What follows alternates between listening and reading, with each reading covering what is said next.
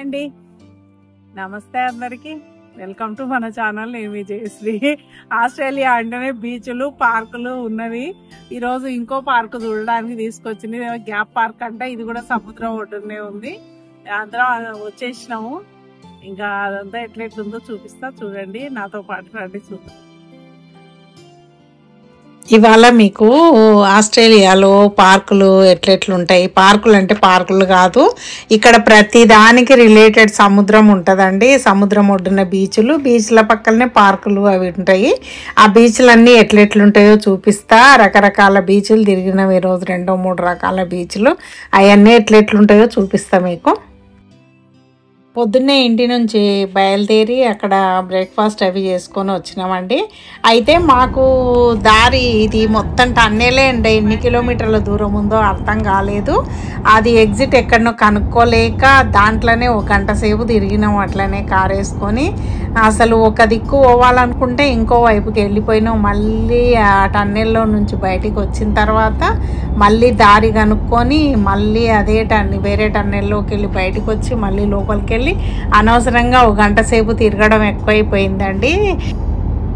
దీనికి కూడా మళ్ళీ టోల్ ఫీజు ఉందండి. అది కూడా చాలా ఎక్కువనే ఉంది. మన ఇండియాలో కంటే చాలా ఎక్కువనే ఉంటుంది ఇక్కడ టోల్ గేట్ ఫీజు. అట్లా లోపల తిరిగి అసలు సిగ్నల్స్ రాలేదు. ఫోన్లో రూట్ మ్యాప్ పెట్టుకున్నప్పటికీ సిగ్నల్స్ రాక టన్నెల్ లోపలికి పోయిన తర్వాత అట్లా ఇబ్బంది అయిపోయిందండి. వేరే వాళ్ళకి ముందే వెళ్ళిపోయింది అక్కడ, మేము వెనకబడినాము. అట్లా వాళ్ళతో పాటు ఇంకా తర్వాత అక్కడికి వెళ్ళి కలిసినాము. ఆస్ట్రేలియాలో ఇట్లా అండర్ గ్రౌండ్ టన్నెల్స్ చాలా ఉండేయండి. రోడ్స్ అయితే ఇట్లా పైన ట్రాఫిక్ ఇబ్బంది లేకుండా అండర్ గ్రౌండ్ టన్నెల్స్ ఇట్లా ఉన్నవి చాలా చోట్ల. అట్లా మేము తిరిగి మళ్ళీ ఇంకో టన్నెల్లోకి వెళ్ళి బయటికి వచ్చినామండి. మేము వెళ్ళే రూట్లో అసలు ఎయిర్పోర్ట్ రూట్ లేనే లేదు. అసలు ఎట్లనో దారి తప్పిపోయి ఇట్లా ఎయిర్పోర్ట్ దగ్గరకు వచ్చినాము. ఆ విమానాలు అట్లా దగ్గర నుంచి చూసే అవకాశం కనిపించింది. లాస్ట్కి ఇంకా అక్కడికి చేరుకున్నామండి. అది ఏం ప్లేస్, అక్కడ చూడాల్సింది ఏందో ఏమీ అర్థం కాలేదు. ఆ పక్కన సముద్రం ఉంది, ఈ పక్కన కొండలు ఉన్నవి, చిన్న రోడ్లు ఉన్నవి. ఇది గ్యాప్ పార్క్ అంటండి. ఇది ఇక్కడ నుంచే తప్పితే సిడ్నీకి మార్గమే లేదంట, సముద్ర మార్గము. ఆ సిడ్నీ హార్బర్కు చేరుకోవాలంటే ఇక్కడ నుంచే వెళ్ళాలంట, ఇదే దారి అంట. ఆ కింద వాళ్ళు బెలూన్స్ లాగా కనపడుతున్నాయండి అక్కడ. అవి గాలికి పైన తేలుతున్నవి. మనుషులేమో లోపల మునిగి నీళ్ళల్లో పడుకుంటున్నారండి. తమాషాగా అనిపించింది. ఇంకా అదొకటే చూసినాం ఆడ. కొత్త విషయం అయితే ఆ ఎండకైతే పిచ్చిగా నడిపించిండ్రు. ఆ కొండ ఎంత పెద్ద కొండ, ఆ కొండకు పైన ఎక్కడికో ఎక్కించిండ్రు. పైన పోతే ఏం కనిపిస్తుందో అని చూస్తే అక్కడ కూడా అది సముద్రమేనండి. వాళ్ళు చూసింది కూడా అక్కడికి వెళ్ళి కూడా సముద్రమే. ఎండలో నడిచి అలసిపోయినాం. ఇట్లా అక్కడి నుంచి చూస్తుంటే కింద సముద్రంలో నీళ్ళు అయితే ఎంత ఫ్రెష్గా కనిపిస్తున్నాయి చూడండి. ఆ లోపల ఉన్న అవి ఏంటివంటారు, మన పగడం దీవులో ఏమంటారు కదా, అవన్నీ కూడా క్లియర్గా కనిపిస్తున్నాయి అక్కడి నుంచి. అక్కడ పిల్లలేమో కొంచెం అట్లా ఏమో బండల్లాగా అట్లా ఉంటే కాసేపు ఆడుకున్నారు చూడండి. బెలూన్స్ లాగా పక్కన తేలుతున్నారు కదా అక్కడ. ఇంకా అక్కడ కాసేపు కూర్చొని రెస్ట్ తీసుకున్నాం అట్లా ఎండకు. మాకు చిన్నప్పటి నుంచి కొండలు నీళ్ళు అలవాటే. మాకు దగ్గరలో సముద్రాలు అయితే లేవు, కానీ మా దగ్గర చెరువులు కాలువలు అట్లా ఉండేదండి. మేము కొండలలో ఆడుకునేది. గుట్టలు, మా ఇంటి ఊరి పక్కన చిన్న గుట్టలు ఉండేది. ఆ గుట్టల్లోకి వెళ్ళేది కాయలు పండ్లు అవి తెచ్చుకోవడానికి. నాకైతే అక్కడ కొత్తదనం ఏమో అనిపించలేదండి. సిటీ వాతావరణంలో పుట్టి పెరిగిన వాళ్ళకు అట్లాంటివి కొత్తగా అనిపిస్తామేమో, నాకు అసలు కొత్తగా అనిపించలేదు. ఇంకా అక్కడి నుంచి ఇంకో దగ్గరికి వెళ్ళినామండి. అడవిలో ఒక పెద్ద కట్టడంగా అనిపించింది. అదేందో వాటర్ రిజర్వాయర్ లాగుంది అక్కడ ఉండే వాళ్ళ కోసం. మరి సముద్రం నుంచి నీళ్ళనే ఏమన్నా తీస్తారో ఏమో తెలియదు, కానీ అక్కడ కింద బాత్రూమ్స్ అవి ఉన్నవి, టాయిలెట్స్ అవి, బాత్రూమ్స్ కాదు కానీ టాయిలెట్స్ అవి ఉన్నవి. వాళ్ళ కోసం అది కట్టిండ్రేమో. ఇంకా ఎక్కడ చూసినా ఈ సముద్రమేనండి. ఈ సముద్రాన్ని చూసుకుంటూనే తిరగాల్సి వస్తుంది. ఆస్ట్రేలియా వచ్చినప్పటి నుంచి అంటే కాదు, సిడ్నీ వెళ్ళినప్పటి నుంచి రోజు సముద్రాల పక్కలనే తిరగడం అవుతుంది మాకు. మొన్న అక్కడ సిడ్నీ హార్బర్ బ్రిడ్జ్ దగ్గర ఒకటి వెళ్ళింది కదా క్రూజ్, ఆ క్రూజ్ ఇక్కడ కనిపిస్తుంది దూరంగా. అట్లా సముద్రంలోనే 4-5 రోజులు తిప్పుతారంట, దాని గురించి అట్లా మాట్లాడుకుంటున్నారు. అక్కడ దూరంగా కనిపిస్తుంది చూడండి, ఆ కొండ పక్కకు కనిపిస్తున్నాయి 2 స్టీమర్లు అట్లాంటివి క్రూజులు. ఆ పోయేదైతే బోటు వాళ్ళకు మరి ఇంకా రోజు డైలీ సిటీ నుంచి ఏమన్నా సప్లై చేస్తారేమో తెలియదు, వాళ్ళకి కావాల్సినవి అక్కడ దూరంగా అయితే అవి కనిపించినవి. ఎక్కడ నుంచి ఎక్కడికి వెళ్ళి చూసినా సముద్రాన్ని చూసుడే అవుతుంది. ఒక యాంగిల్ నుంచి ఒకటొకటి ఇదే సముద్రాన్ని 4 రోజుల నుంచి రోజు చూస్తున్నాము. కాకపోతే ఒక్కో పక్క నుంచి ఒక్కొక్క రోజు, ఓ పక్క నుంచి ఓ పక్క రోజు. ఈరోజు అయితే ఈ పక్క నుంచి వచ్చినాం కదా, దీనికి సమాంతరంగా అక్కడెక్కడనో దూరంగా సిడ్నీ హార్బర్ బ్రిడ్జ్ కూడా కనిపించింది మాకు ఇక్కడ నుంచి చూస్తే. అయితే ఆ కొండ ఉంది కదా, ఆ కొండ పైకి అట్లా ఎక్కాలంట ఇప్పుడు. ఇంకా అక్కడికి ఎక్కుదామని చెప్పి రెడీ అవుతున్నారు. ఆ కొండ పైకి ఎక్కడనో ఎక్కుతారంట. ఇంకా చెట్ల కింద కాసేపు కూర్చొని మంచినీళ్ళు తాగినాము. మంచినీళ్ళు మోసుకొని పోవడం కూడా కష్టమే అవుతుంది, అసలు నీడ దొరకడం కూడా చాలా కష్టమే ఉంది. అక్కడ కాసేపు కూర్చొని 10 నిమిషాలు, ఇంకా అక్కడి నుంచి మళ్ళీ స్టార్ట్ అయినామండి. అక్కడ కాసేపు రెస్ట్ తీసుకున్న తర్వాత అక్కడ నుంచి లేచి వెళ్తున్నాము. నాకు ఇదేందో తమాషాగా కనిపించింది చూడండి, అది నత్తలాగా ఉంది కదా డిజైను, అట్లా రౌండ్ రౌండ్ రౌండ్ రౌండ్ వచ్చి కింది దాకా రౌండ్లు తిరిగి ఉందండి. అది అట్లా చూడండి, ఆ నత్త ఆకారంలో అట్లా మలిసిండ్రు, ఈ పక్కకు ఒకటి ఆ పక్కకు ఒకటి. నేను పోయి చూస్తుంటే మిగతా వాళ్ళు ఎవరో వచ్చి ఫోటోలు తీసుకుంటున్నారు. అట్లా ఇక్కడ బోర్డు కనిపించింది చూసిండ్రా, ఇది మన్లీ బోండి అంట. అది బోండి బీచో బోండాయి బీచో ఇంకోటి కూడా వెళ్ళాలని అన్నారు. అక్కడి నుంచి చూస్తుంటే దూరంగా మేము ఇంతకుముందు వచ్చిన ప్లేసు కనిపిస్తుంది చూడండి. అక్కడ మేము పైకి వెళ్ళి చూస్తే అక్కడెక్కడో జనాలు దూరంగా చిన్నగా కనిపిస్తున్నారు కదా, ఇంత పైకి వచ్చేసినాం మేము. పై నుంచి చూస్తున్నాము, ఇది చూడటానికి ఇంతసేపు నడిపించారు అన్నట్టు. ఇంకా అక్కడ కాసేపు ఉండి అక్కడ నుంచి ఇంకా పైకి ఎక్కిపించారు చూడండి. అసలు ఎట్లా ఉన్నాయి ఆ మెట్లు, పై దాకా ఎక్కినాం. అట్లా తీరా అంత పైకి ఎక్కినాక అసలు అక్కడ ఏమీ లేదు, ఇదే దారి ఇట్లనే నడుచుకుంటూ వెళ్ళేది ఉంది. వాకింగ్ చేసే వాళ్ళ కోసమే ఇట్లా ఉన్నట్టుంది అని అనుకొని మేము ఇంకా అంత దూరం వెళ్ళి మళ్ళీ వెనక్కి తిరిగినామండి. అక్కడి నుంచి ఫుల్ ఎండాకాలం కదా, అందరు క్యాప్స్ పెట్టుకొని నడుస్తున్నారు. ఆ నడుస్తుంటే ఆ గాలి వచ్చి సమీక్ష క్యాప్ ఒకటే ఎగిరిపోయింది, మా అమ్మాయి క్యాప్ ఒకటే ఎగిరిపోయింది. 2 క్యాప్లు ఎగిరిపోయినాయి, దొరకలేదు. అవి ఎక్కడ పోయి పడినాయో కూడా అర్థం కాలేదు. అట్లా ఆ ఎండలో తిరిగి తిరిగి గొంతులు ఎండకపోతున్నాయి అందరివి. చల్లటి మంచినీళ్ళు తీసుకొస్తే ఇంకా అవి కడుపు నిండా మంచినీళ్ళు చల్లగా తాగినాక కొంచెం తృప్తి అనిపించింది. ఇంకా అట్లా కొండ మీదకి వెళ్ళి ఇంకా అందరం కిందికి వచ్చేసినామండి. కింద బస్సులు, ఇక్కడ పబ్లిక్ ట్రాన్స్పోర్ట్ చాలా ఎక్కువ అండి. చాలామంది అయితే ఇక్కడ బస్సులలోనే వస్తున్నారు. కార్లలో వస్తే పార్కింగ్ ఇబ్బంది అవుతుంది, ఎక్కడో కార్లు పార్క్ చేసి తిరగాల్సి వస్తుంది. పాపం అబ్బాయిలే కష్టపడి దూరంగా పార్క్ చేసి దించి మళ్ళీ పోయి అక్కడ పార్క్ చేసి మళ్ళీ వచ్చి ఎక్కించకపోతున్నారు అందరినీ. పబ్లిక్ ట్రాన్స్పోర్ట్ అయితే ఎక్కడికంటే అక్కడికి చాలా బాగుందండి ఆస్ట్రేలియాలో మొత్తానికి. ఇంకా అక్కడి నుంచి బయలుదేరి ఇంకా కొంచెం దూరంలో ఇంకో బీచ్ ఉందంట, బోండాయి బీచ్ అని. ఆ బీచ్కి వెళ్దామని అన్నారు. అయితే వెళ్ళేటప్పుడు అక్కడ రెస్టారెంట్లో ఆగి ఫుడ్ ఏదో పార్సల్ తీసుకొని ఇంకో పార్కుకి వచ్చేసినామండి.